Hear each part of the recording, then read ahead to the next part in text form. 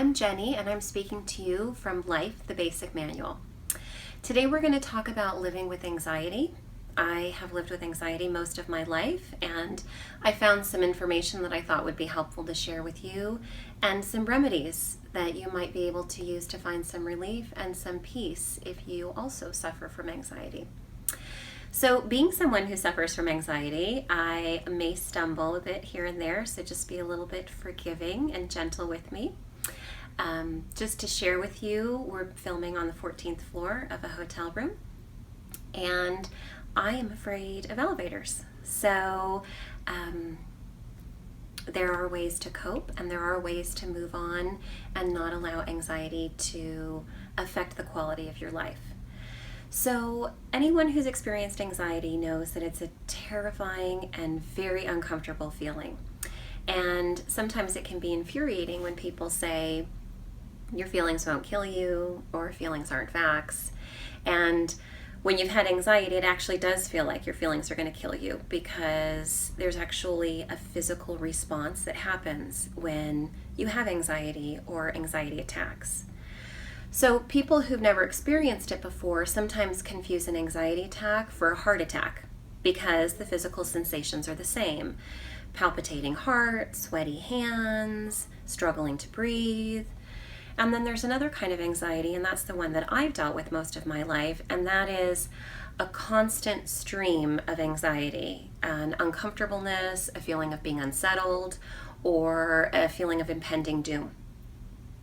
So one of the things that I decided was important for me is to get some information and to figure out the best way to deal with anxiety and the best way to live with it, the best way to cope with it. Now, something that was really important for me, and it may also be important for you, and that is that I needed to learn how to have some compassion for myself. Now, I experienced anxiety and suddenly felt like that meant that I was weak, or that there was something wrong with me. Perhaps this was something I should be ashamed of. I'd get angry and irritated with myself and feel very impatient. I often looked around and thought that everybody else seemed to understand and move through this life without any challenges, and I didn't understand why I was someone who continued to struggle. I felt like I was faking it. I felt like sometimes I would pretend that life was great and I'm a smart, educated woman who has responsibilities and I'm able to show up for them. But then when the lights go out and I'm by myself, this demon comes into my life, and suddenly I can't think clearly and I can't make sense of anything. And I felt embarrassed about this.